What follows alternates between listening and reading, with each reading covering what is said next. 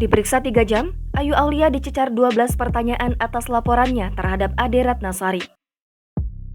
Selebgram dan artis Ayu Aulia memenuhi panggilan atas laporannya terhadap Ade Ratna terkait dugaan pencemaran nama baik di Polres Metro Jakarta Selatan, Kamis 10 Maret 2022. Ayu Aulia ditemani kuasa hukumnya, Herdian Saksono, datang sekitar pukul 16.30 waktu Indonesia Barat. Pemeriksaan terhadap Ayu Aulia selesai sekitar pukul 20.00 waktu Indonesia Barat. Herdian mengaku bahwa selama 3 jam lebih diperiksa, kliennya dicecar 12 pertanyaan dari penyidik. Selebihnya, pihak Ayu Aulia belum bisa memaparkan secara detail terkait pemeriksaan tersebut. Ayu Aulia sebelumnya melaporkan Ade Ratna atas dugaan pencemaran nama baik pada 2 Maret 2022.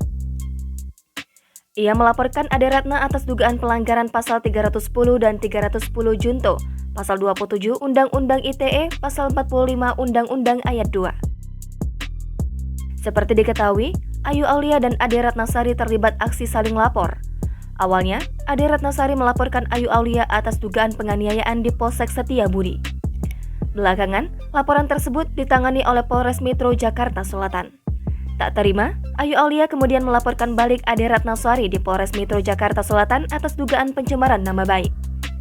Nama Ade Ratnasari sendiri sempat mencuri perhatian lantaran berada di tempat kejadian perkara saat Ayu Aulia terluka karena dugaan percobaan bunuh diri. Saat itu, Ade Ratnasari mengaku sebagai kakak angkat dan memberikan keterangan mengenai percobaan bunuh diri Ayu Aulia.